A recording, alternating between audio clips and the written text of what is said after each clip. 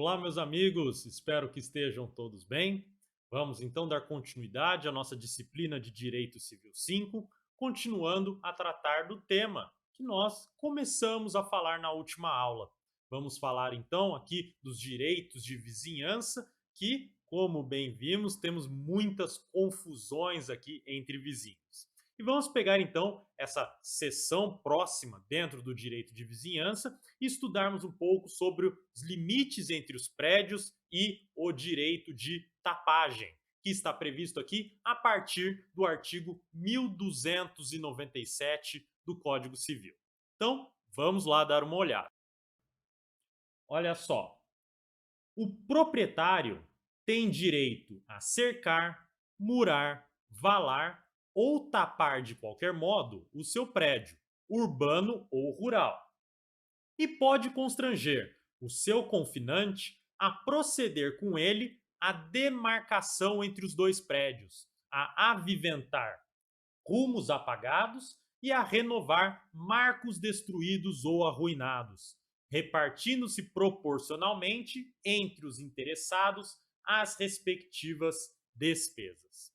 Então, veja aí que aqueles que são vizinhos podem aí fixar, ou até dizendo refixar, deixando evidente novamente o limite, a extremação das suas propriedades, mostrando então que chega até aquele limite determinada porção de terra e inicia a outra porção de terra da outra pessoa, do seu vizinho.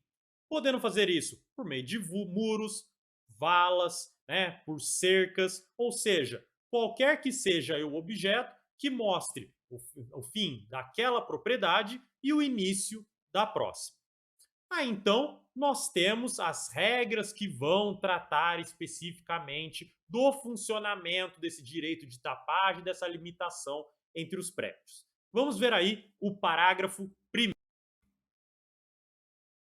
Os intervalos, muros, cercas e os tapumes divisórios, tais como sebes vivas, cercas de arame ou de madeira, valas ou banquetas, presumem-se, até prova em contrário, pertencer a ambos os proprietários confinantes, sendo estes obrigados, de conformidade com os costumes da localidade, a concorrer em partes iguais para as despesas de sua construção e conservação. Aqui é importante que nós destaquemos que está tratando já de um instituto que a gente vai ver mais agora para o final da nossa aula, que é o condomínio necessário. Querendo dizer o seguinte, que ambos os vizinhos são coproprietários desses bens, desses objetos que limitam as suas propriedades. Então, o muro que está construído entre os vizinhos é de ambos, tendo ambos, portanto, o dever de ter a sua manutenção, assim como fixar aí quaisquer deteriorações, destruições que porventura possam ocorrer. Ou seja, e aí vendo, conforme aí como o código diz, ao costume da localidade, nós teremos a determinação aí dessa responsabilidade de construção e conservação, tá? Mas normalmente, aqui na maioria dos casos, nós temos uma divisão em partes iguais, meio a meio. Se então para reconstruir o muro, para conservá-lo, gastou R$ 1.000, esses R$ 1.000 devem ser repartidos entre os vizinhos, tá bom? Vamos olhar então o parágrafo segundo. Olha só, as sebes vivas, as árvores ou plantas quaisquer que servem de marco divisório só podem ser cortadas ou arrancadas de comum acordo entre proprietários. Nada mais justo. Afinal, aqui, como são seres vivos, né, são plantas, eles precisam de uma conservação maior. E os cortes, arrancar essas plantas, né? Então, qualquer ato mais, vamos dizer assim, crítico para essa demarcação precisa então do acordo entre as partes. Mas e se os proprietários não entrarem em acordo? Daí nós seguimos justamente aquela solução de sempre. Busca-se a solução por via da tutela jurisdicional. E daí o juiz, portanto, é que irá dizer, então, se pode haver o corte, se pode arrancar aquela ceba viva, aquela árvore, ou deve mantê-la onde está. Ou até mesmo substituir por alguma outra forma de marco divisório. Vamos para o parágrafo 3º.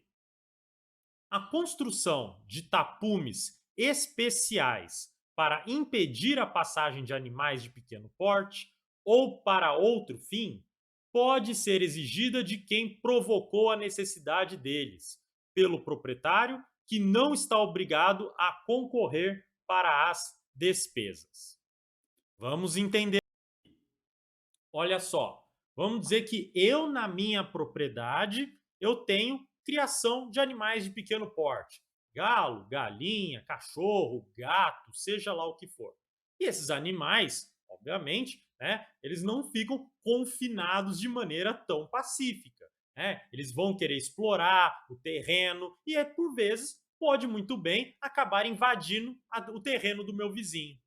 Numa situação dessa, para que eu tenha então um tapume, alguma forma de impedir a passagem desses animais para o terreno do meu vizinho, os gastos, as despesas para fazer essa limitação devem correr pelas custas daquele que é o dono desses animais, aquele que então deu causa a essa necessidade, né? Não estando, então, obrigado, aquele que está sofrendo, digamos assim, as invasões desses animais de pequeno porte, que arcar com as custas dessa vedação. Bom, vamos para o 1298. Olha só. Sendo confusos os limites em falta de outro meio, se determinarão de conformidade com a posse justa e, não se achando ela provada, o terreno contestado se dividirá por partes iguais entre os prédios, ou, não sendo possível a divisão cômoda, se adjudicará a um deles, mediante indenização ao outro. Vamos entender aqui esse dispositivo. Primeira parte, veja, não consigo determinar o limite dessa terra entre as propriedades. Como que eu vou fazer isso? Vou ver quem tem a posse justa daquele bem. Lembrando, que era a posse justa? É aquela que não está maculada com algum daqueles vícios. Ou seja, não é uma posse precária, não é uma posse violenta, né? Não é uma posse clandestina. Então, não havendo esses vícios, estamos diante de uma posse justa. Primeiro critério: se eu tenho a posse justa de um dos vizinhos sobre aquele espaço, aquele terreno que está sendo contestado, ele então será declarado o proprietário daquele ponto para fazer a limitação. Agora, não tenho aí alguém para definindo quem tem a posse justa. Vamos lá para o segundo critério, segunda parte. Não consegui provar essa posse justa, então o terreno vai ser dividido por partes iguais entre os prédios. Então o limite divide em 2 essa limitação, cada um fica com metade. Agora, o que pode acontecer? Terceira hipótese do dispositivo. Pode ser que, se fizer essa divisão meio a meio, alguém vai ficar muito prejudicado, ou ambos vão ficar muito prejudicados, porque pode perder parte da utilidade daquele bem, daquele imóvel. Então, o que se faz? Um dos vizinhos fica com tudo, ou seja, se adjudica o total para ele, e ele indeniza o que seria o proporcional ao outro vizinho. No nosso exemplo, a metade, então metade do valor é paga ao vizinho, como se ele tivesse, de certa maneira, comprando, adquirindo aquela porção de terra. Bom? Muito bem. Dito isso, podemos ir então para a próxima parte que trata do direito de vizinhança. E aqui falarei algumas regras com maior detalhamento, outras eu tratarei aqui de forma mais batida, porque não temos grandes discussões, não temos grandes dificuldades no entendimento dos dispositivos. Mas é importante que você conheça, porque apesar de não ter tanta dificuldade na sua interpretação, é muito comum encontrar casos assim para quem advoga nessa área que envolve relações de vizinhança e direitos reais. Bom, vamos então dar uma olhada no artigo 1299. Olha na sua tela. O proprietário pode levantar em seu terreno as construções que lhe aprouver, salvo o direito dos vizinhos e os regulamentos administrativos. Então, é aquela ideia que envolve os limites do exercício do direito de propriedade em conformidade com a função social. Eu posso exercer o meu direito de propriedade, usar, gozar, dispor e reivindicar aquilo do que sou proprietário.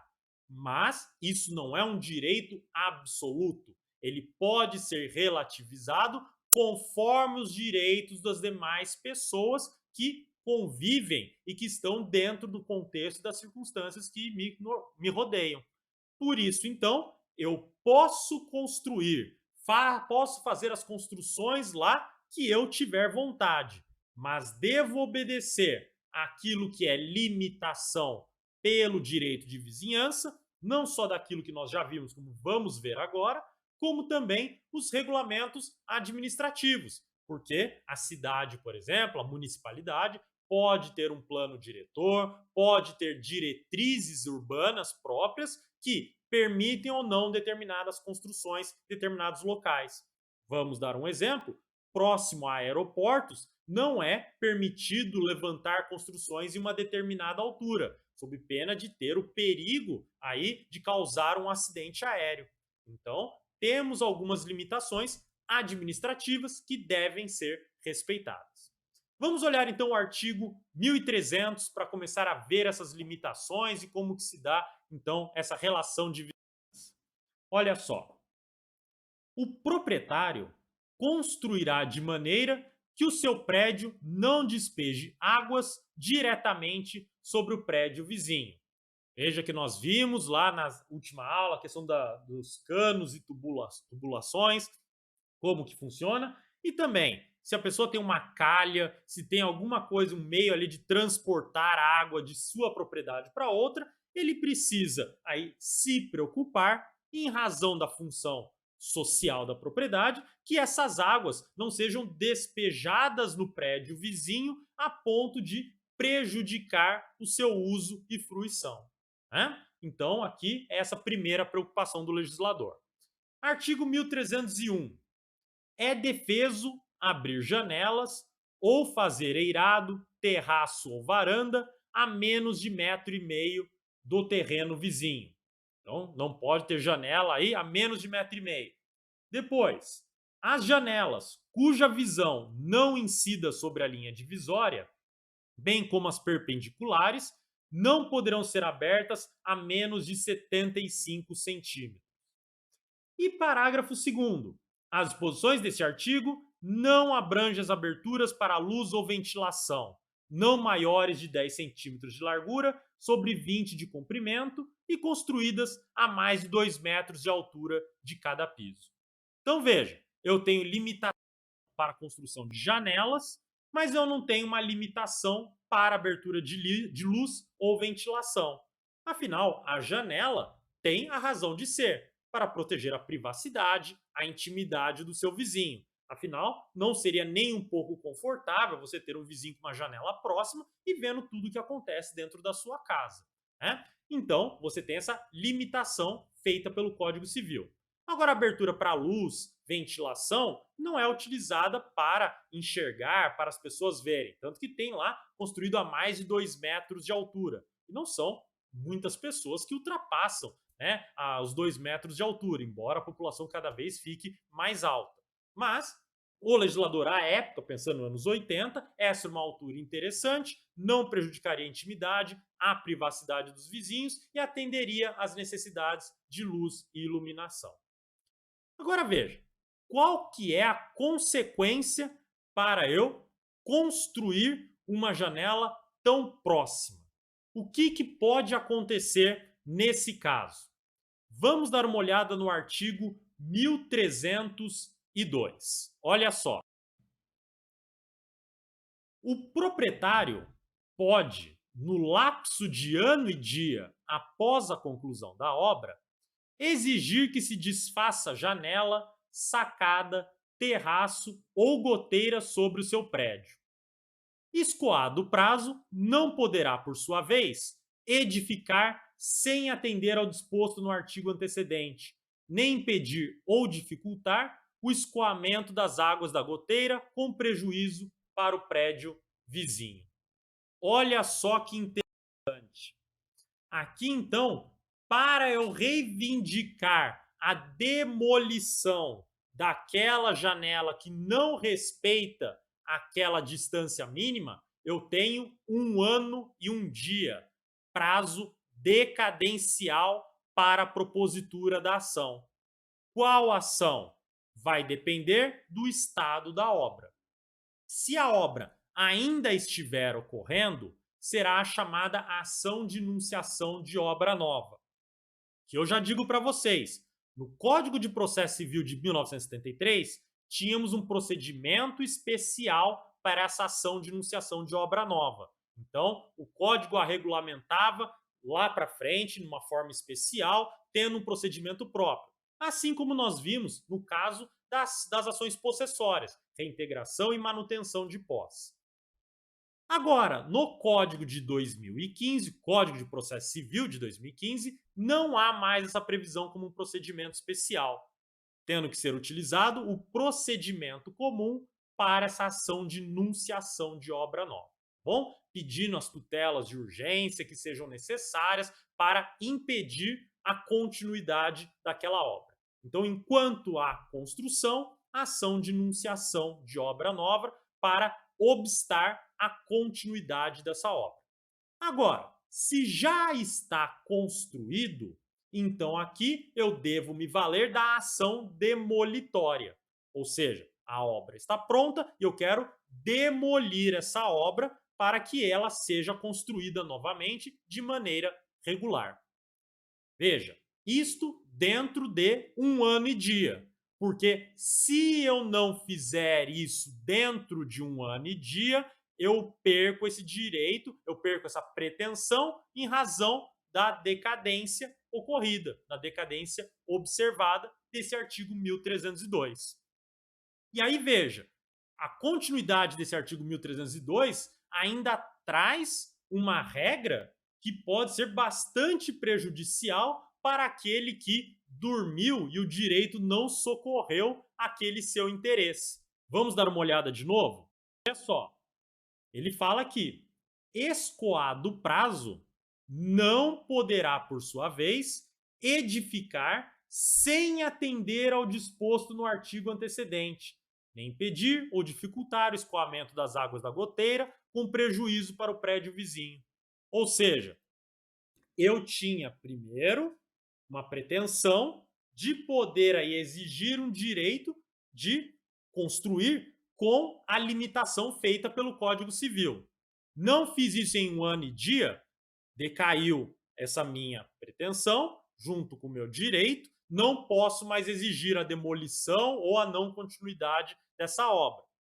Tudo bem. Agora, se eu quero construir, levantar uma edificação, eu preciso observar essa distância. Então, veja, meu vizinho não observou, não falei nada. Vai manter a construção dele. Se eu quiser construir alguma coisa agora, eu preciso respeitar essa limitação vista no artigo antecedente. Bom? Agora vamos dar uma olhada no parágrafo 5. Olha só. Em se tratando de vãos ou aberturas para a luz, seja qual for a quantidade, altura e disposição, o vizinho poderá, a todo tempo, levantar a sua edificação ou contramuro, ainda que lhes vede a claridade. Olha só, meu vizinho tem lá um buraco na parede, né, um espaço ali, um vão, que permite a entrada de ventilação e de luz. Eu resolvo fazer uma construção que vai impedir essa claridade e a circulação do ar. Posso fazer isso? o parágrafo único está me permitindo levantar essa edificação, um contramuro, mesmo vedando essa claridade. Agora você pode pensar assim, mas isso não pode ser absurdo? A pessoa vai ficar sem aquela claridade, sem aquela circulação do ar? Aqui há uma alternativa para contornar esse direito do vizinho dado por esse parágrafo único do artigo 1302, que é o caso da servidão. Nós vamos ver com maior detalhamento adiante do que se trata essa servidão, mas pode haver aí uma servidão de luz, servidão de claridade, uma servidão de ventilação, que significa que um prédio fica subserviente a outro. Então, dando uma utilidade a um outro prédio. E que essa servidão pode ser adquirida por meio da uso capião, que tem um prazo próprio de uso capião dessa servidão.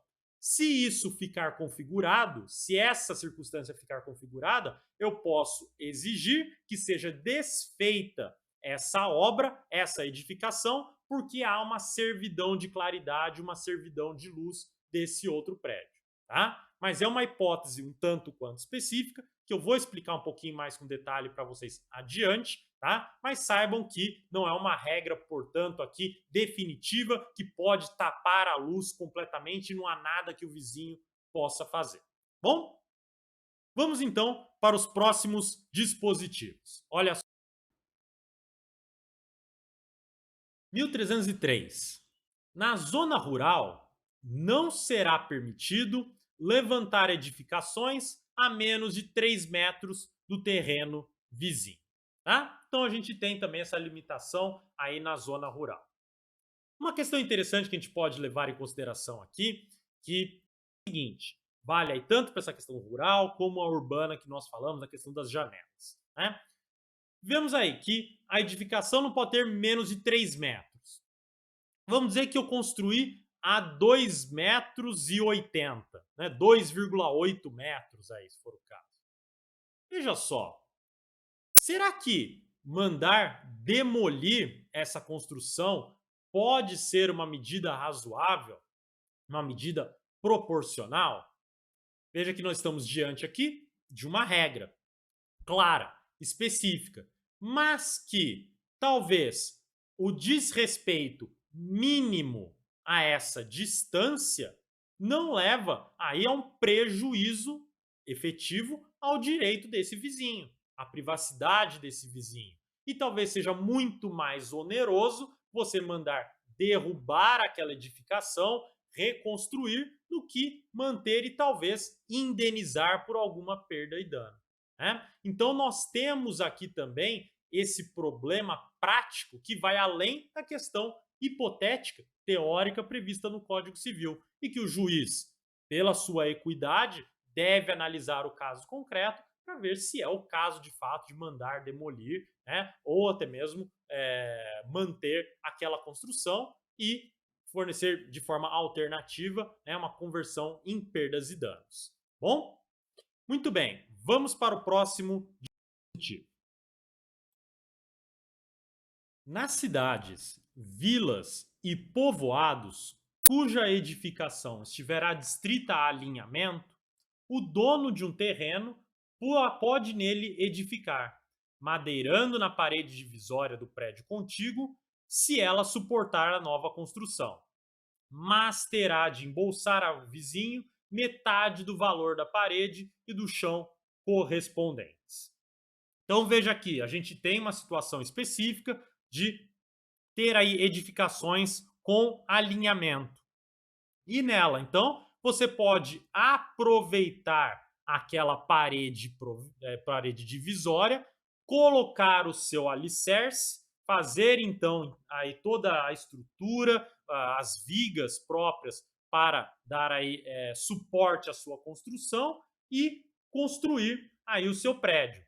Mas aí, veja só, por ter que suportar essa nova construção, vai ter que embolsar ao vizinho metade do valor da parede e do chão correspondentes. E por quê? Vamos lembrar lá do condomínio necessário, vamos lembrar lá do limite das propriedades.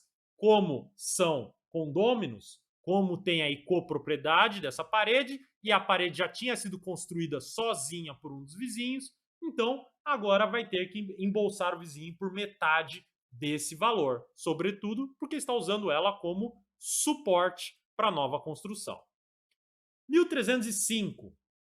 O confinante que primeiro construir pode assentar a parede divisória até meia espessura no terreno contíguo, sem perder por isso o direito a ver meio valor dela se o vizinho a travejar, caso em que o primeiro fixará a largura e a profundidade do alicerce. Vamos entender aqui. Muitas pessoas não têm conhecimento dos termos aqui, né?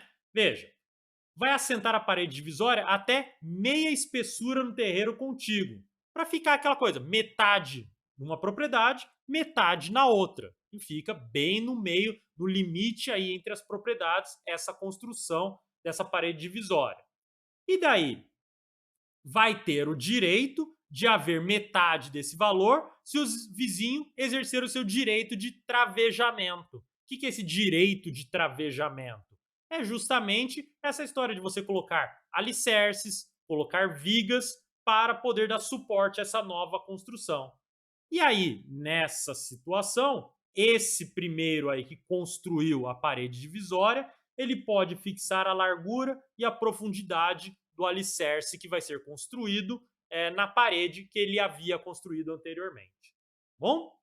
E aí, no parágrafo único, nós temos uma situação interessante, porque a parede divisória pode aí não ter a capacidade de sofrer esse travejamento. E aí, então, é possível exigir uma caução daquele que irá fazer a nova construção em razão do risco. Olha aí o parágrafo único. Se a parede divisória pertencer a um dos vizinhos e não tiver capacidade para ser travejada pelo outro, não poderá este fazer-lhe o alicerce ao pé sem prestar caução àquele, pelo risco a que expõe a construção anterior. Tá? Vamos para o próximo dispositivo aqui. 1306.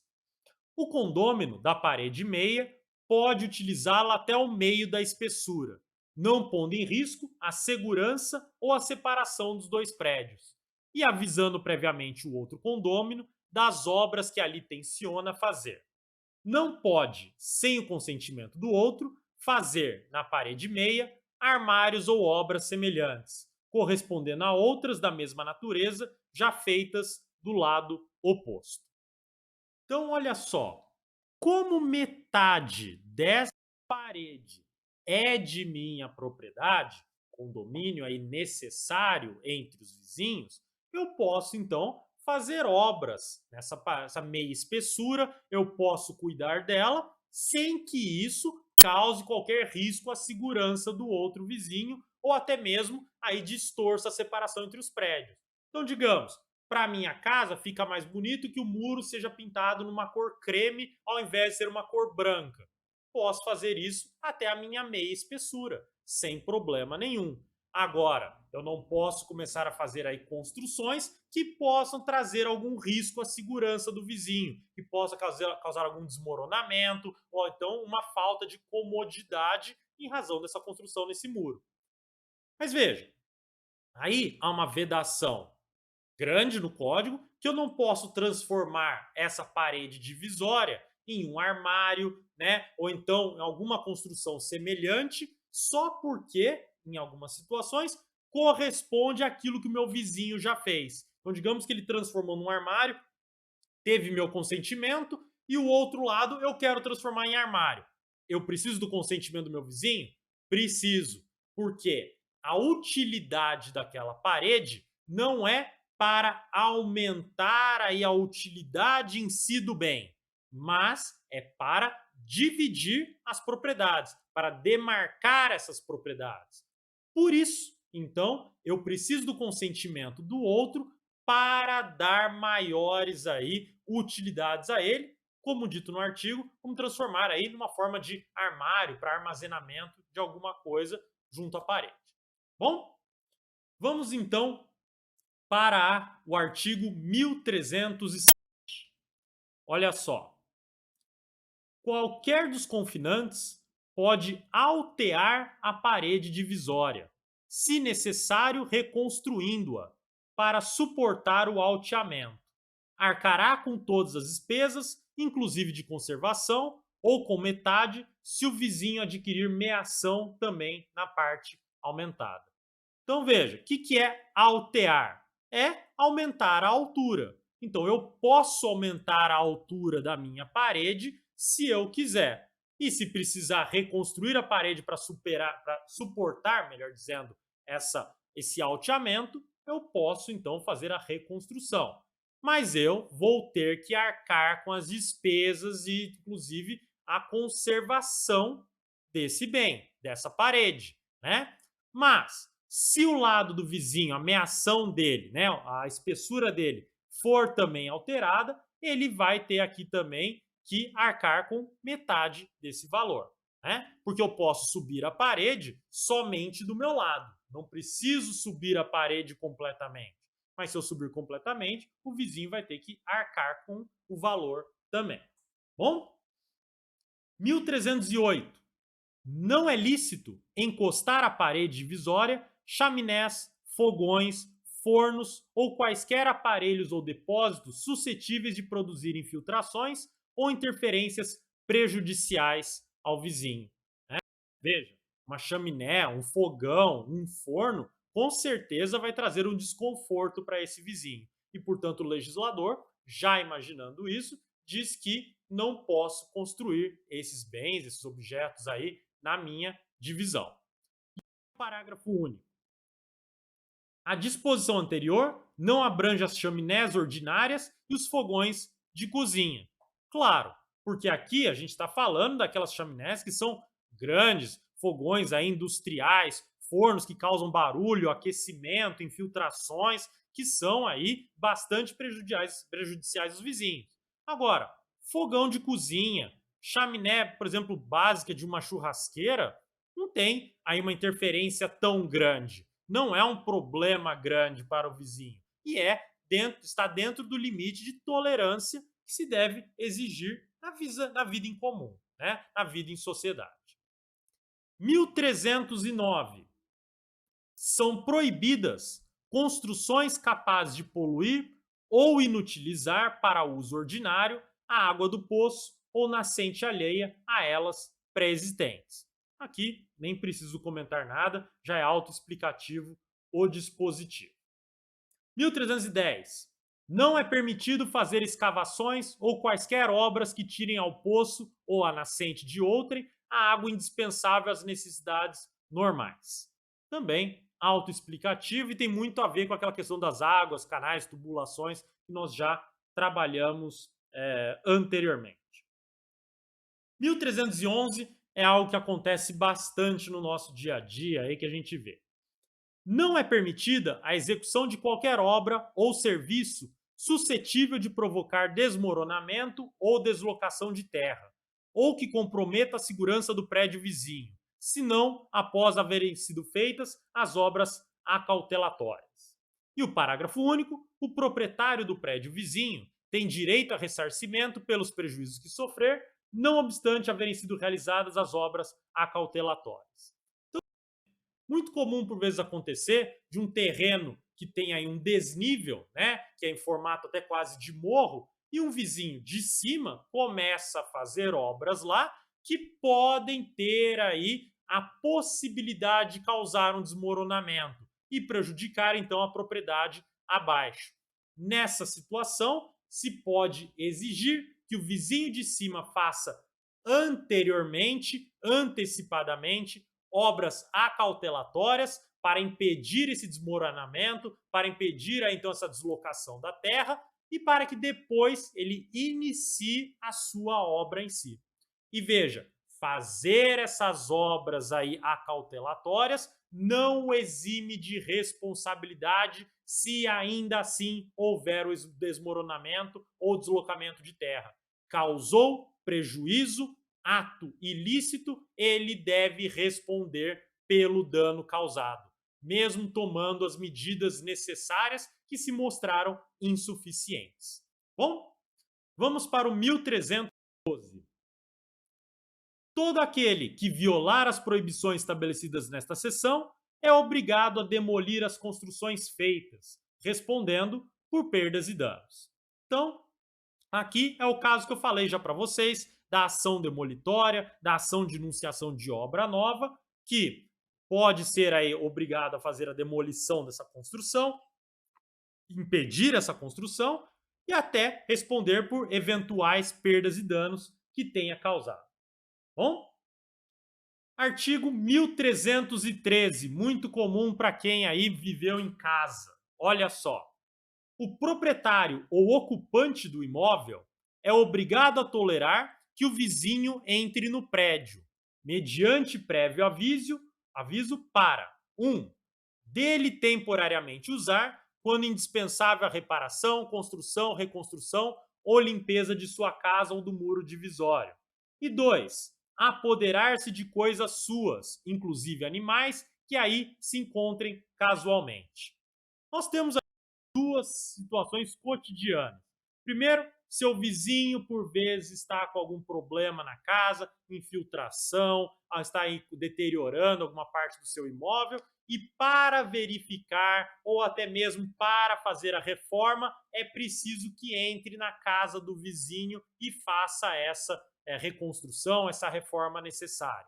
Então, para se fazer isso, precisa conversar com aquele que está ocupando o imóvel vizinho, e veja, ocupando, não precisa ser necessariamente o proprietário, possuidor ou detentor. Aquele que estiver lá, avisar previamente que precisa entrar e aí então ingressar na casa do vizinho, no imóvel do vizinho, para fazer o que for necessário.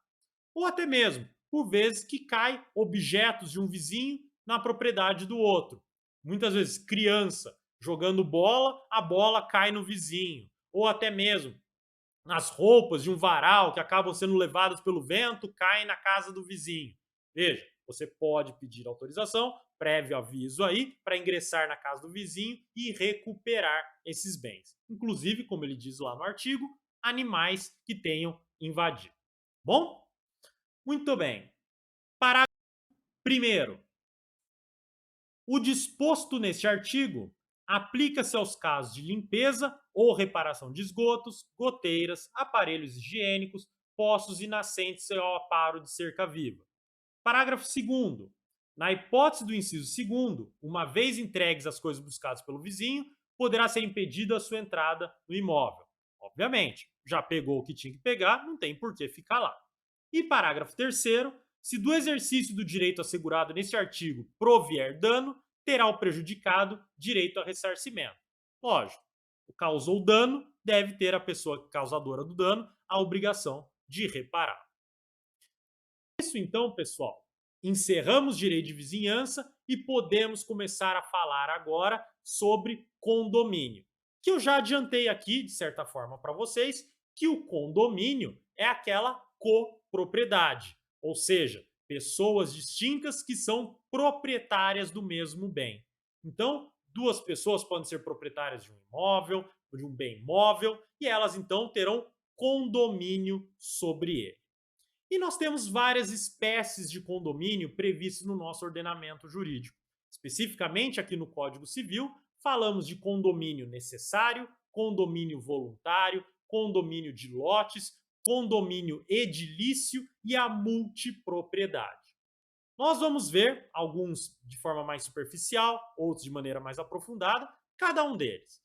Começando aqui, já que estávamos falando do direito de vizinhança, vamos começar falando do condomínio necessário, que está previsto lá no artigo 1327 a 1330 do Código Civil. Só aí na sua tela. O condomínio por meação de paredes, cercas, muros e valas regula-se pelo disposto neste Código. E daí veja, fazendo referência aos artigos que falam do direito de tapagem e dos limites entre propriedades e aqueles dispositivos que acabamos de trabalhar, falando então do direito de construir. 1328. O proprietário que tiver direito a extremar um imóvel com paredes, cercas, muros, valas ou valados, tê-lo-á igualmente a adquirir meação na parede, muro, valado ou cerca do vizinho, embolsando-lhe metade do que atualmente valerá a obra e o terreno por ela ocupado. Veja que ele faz referência ao artigo 1297, que não é nada muito diferente do que aquilo que a gente acabou de ver, porque ele está falando que você terá direito à meia espessura, a meiação aí daquela parede, daquela linha que fica naquela linha divisória.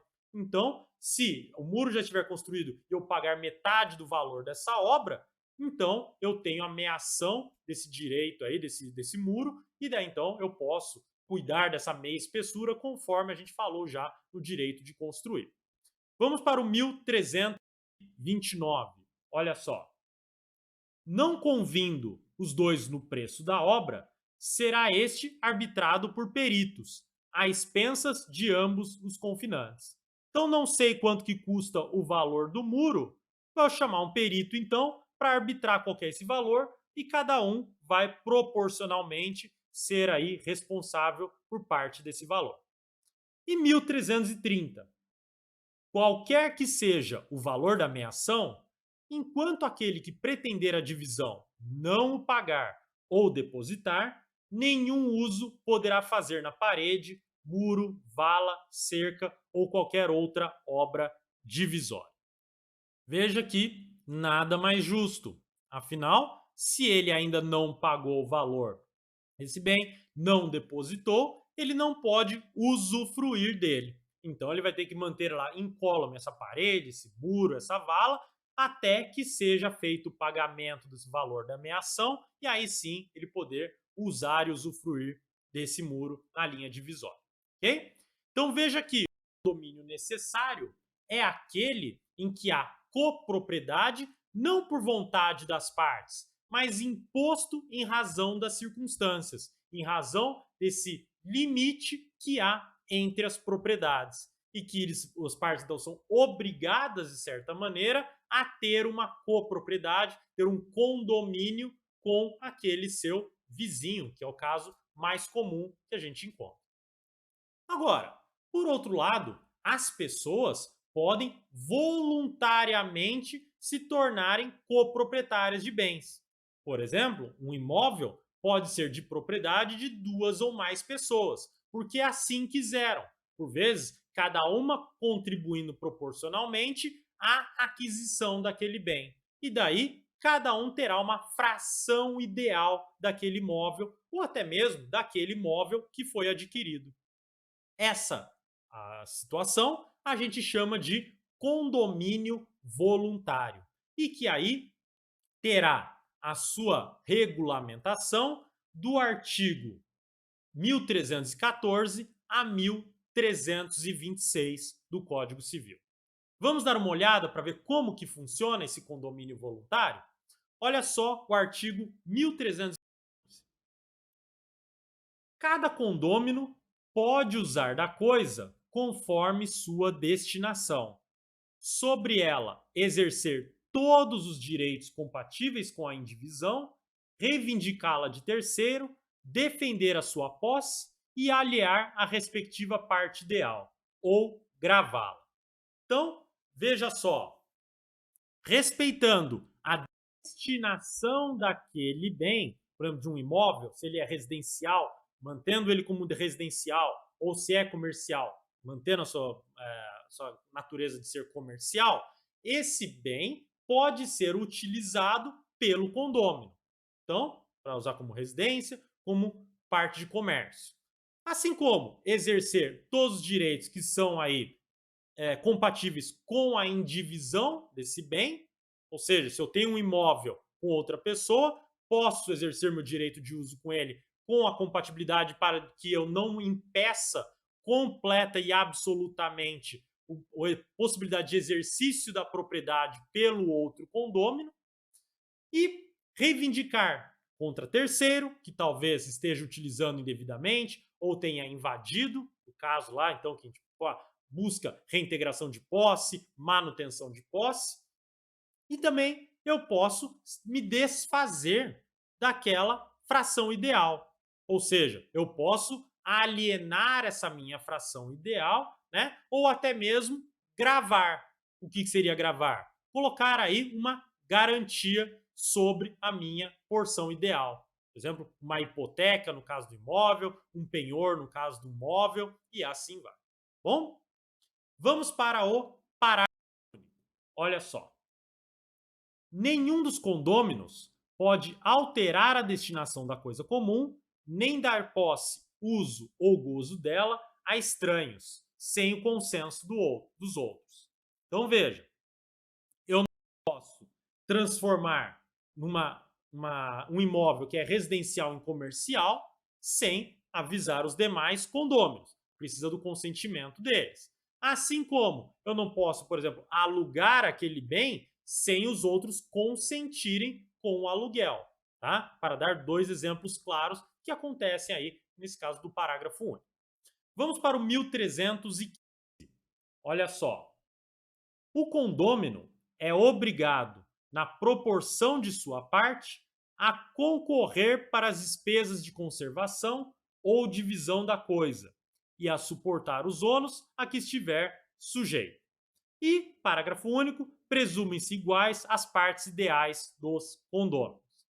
Veja só, se eu sou dono, se eu sou proprietário, eu tenho que ter o ônus e o bônus. O bônus de ser proprietário, de poder usar a coisa. O ônus de conservá-la. Então eu preciso aí participar, concorrer com as despesas de conservação dessa coisa. Não posso, salvo se for um combinado entre esses condôminos, se assim eles quiserem, que um fique apenas responsável pelas despesas. Então, presume-se aqui a regra do código que deve haver proporcionalmente a divisão das despesas. E proporcionalmente por quê? Porque se presume que quando há dois proprietários ou mais, há divisão em partes iguais, em frações ideais iguais entre esses condôminos. Mas pode ser que eles não fizeram a divisão dessa forma. E daí pode até constar no registro de imóvel que um tem direito a 80% do imóvel, tem 20% e qualquer outra fração, aí outra porcentagem que valha. E aí então deve-se ver que essa presunção iuris tanto do parágrafo único pode ser derrubada em razão daquilo que foi estabelecido por aqueles que estão aí mantendo esse condomínio voluntário. Ok? Vamos para o 1316. Olha só. Pode o condômino eximir-se do pagamento das despesas e dívidas, renunciando à parte ideal.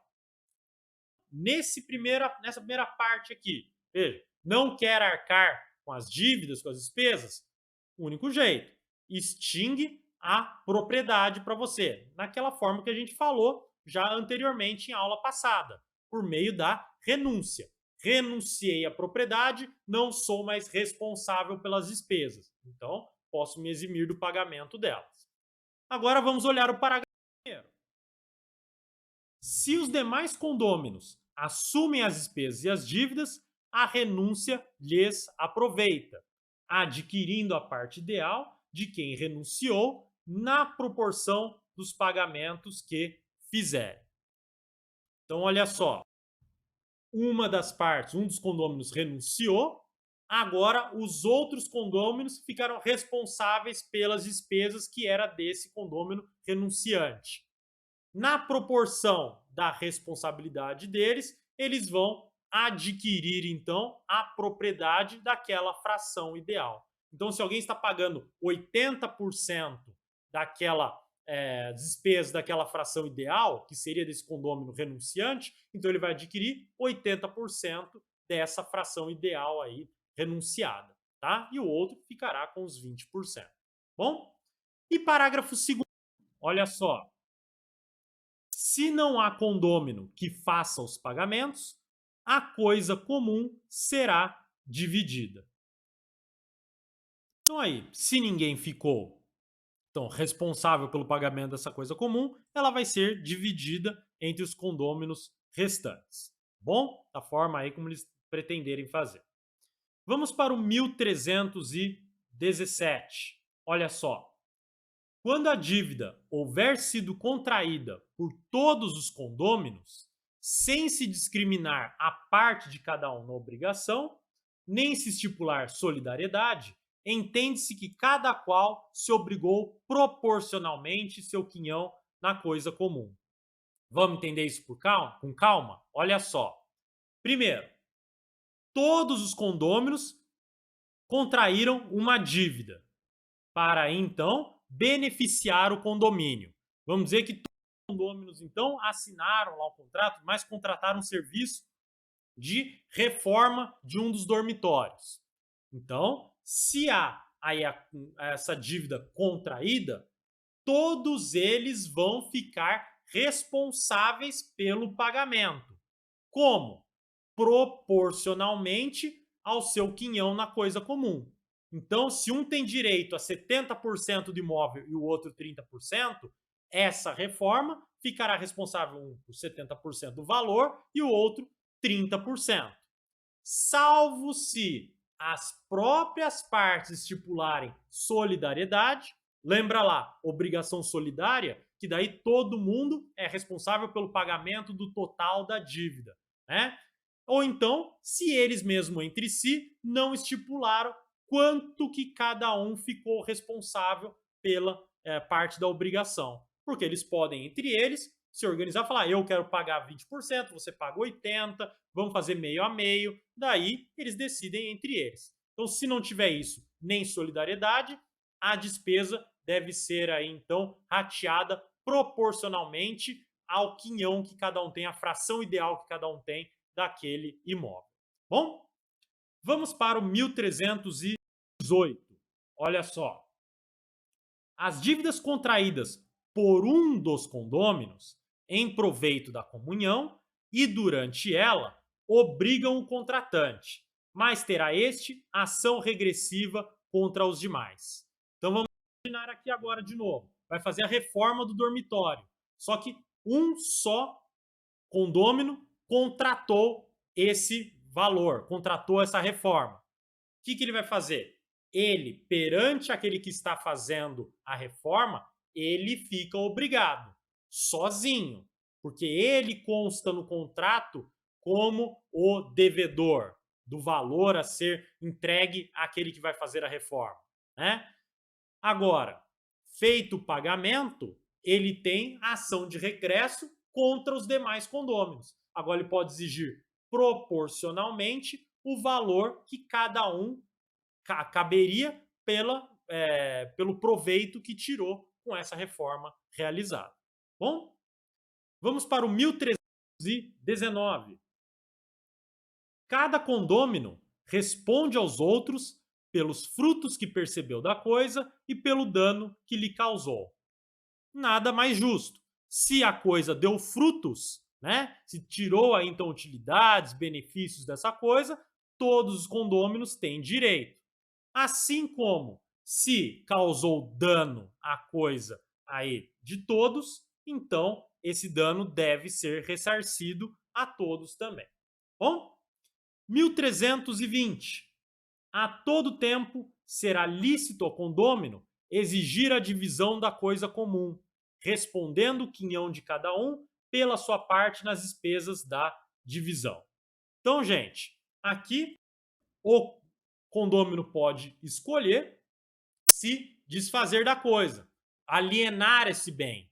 Mas veja, para fazer isso, ou tem o consentimento dos demais, que daí então aceitam a alienação e buscam um comprador, ou até mesmo entre eles se ajusta de um comprar a fração ideal do outro, nós já vamos ver essa regrinha como que funciona, ou então, se não houver acordo entre eles, se valer a chamada ação de extinção de condomínio, em que forçadamente um dos condôminos obriga judicialmente os demais a fazer a alienação da coisa comum. Então o juiz declara, né, decreta aí a extinção desse condomínio e faz a venda para terceiros ou até para um dos condôminos daquele bem em comum. Bom? Parágrafo 1º. Olha só.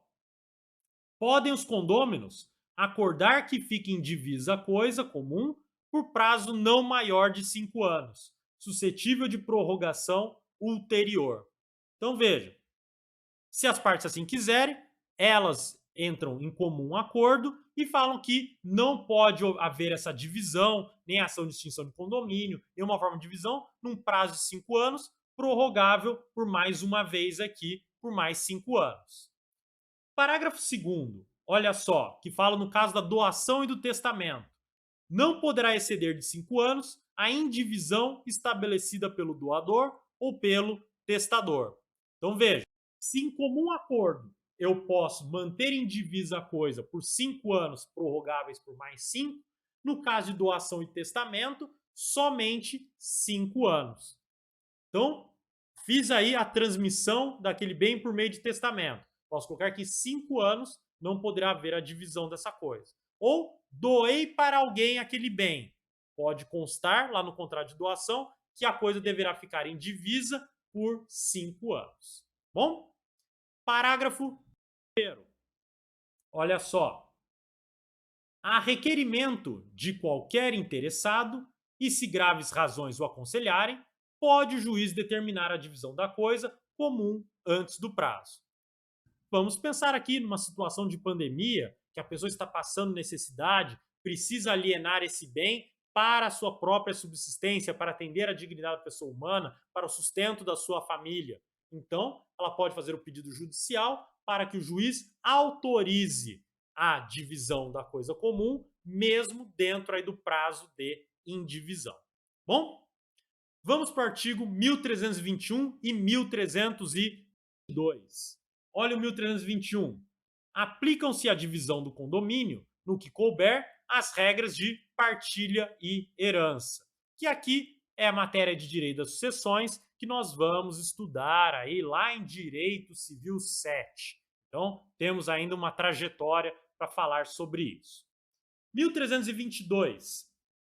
Quando a coisa for indivisível e os consortes não quiserem adjudicá-la a um só, indenizando os outros, será vendida e repartido o apurado, preferindo-se na venda, em condições iguais de oferta, o condômino ao estranho e entre os condôminos aquele que tiver na coisa benfeitorias mais valiosas, e não as havendo, o de quinhão maior. Vamos entender esse artigo aqui. Então, olha só. Primeiro, a gente tem uma coisa indivisível. Por exemplo, um apartamento. Então, um apartamento indivisível. E daí, aqueles que são condôminos não querem aí vender a um só, alienar a um só, fazendo a indenização. Então, digamos, tenho duas pessoas que são condôminas e uma não quer fazer a compra, a aquisição da fração ideal da outra. Então, fazendo essa indenização que é dita aqui dos outros. Então, não quer, não tem interesse. O que vai acontecer? Vai fazer a venda agora e repartir o apurado entre as outras pessoas, entre aqueles que tiverem interesse na aquisição. Sendo que, se tiver mais de 2 condôminos, né, a gente pode ter um aí que tem interesse na aquisição, ou mais de um tem interesse na aquisição, né? Então, vamos dizer, tem 3, 4, 5 condôminos e tem terceiros, estranhos também, que têm interesse na aquisição. Como que eu vou definir a preferência entre eles? Veja só, aqui eu vou ter, havendo condições iguais de oferta, nessa venda, o condômino tem prevalência ao estranho. Então vamos dizer que eram 5 condôminos. 2 condôminos gostariam de ter a coisa e para si só, e um estranho também tem interesse. Quem vai ter prevalência? Os 2 condôminos. Mas daí, entre esses 2 condôminos, quem pode prevalecer? O segundo critério aqui, para saber a hierarquia, quem vai ser vitorioso. Entre os condôminos, aquele que tiver na coisa benfeitorias mais valiosas.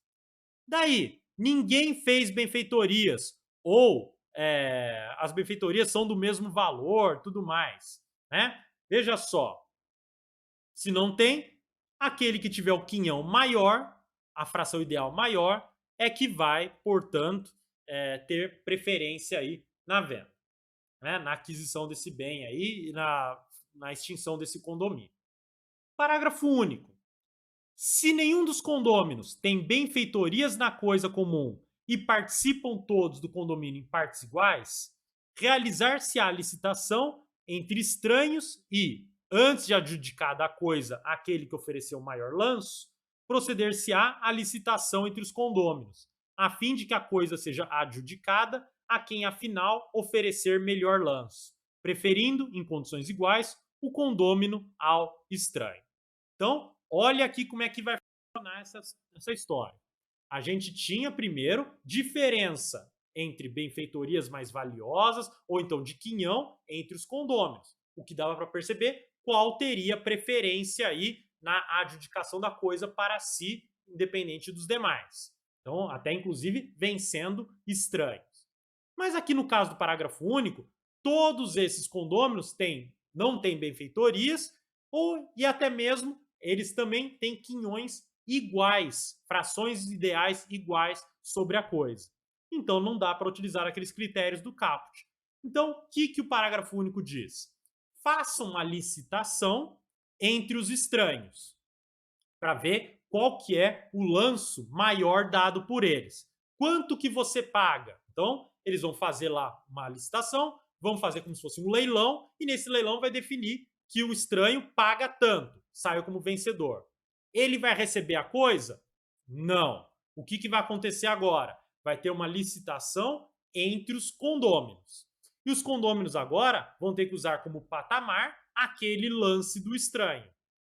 Se eles pagarem a mesma coisa que o estranho ou mais, o condômino tem preferência.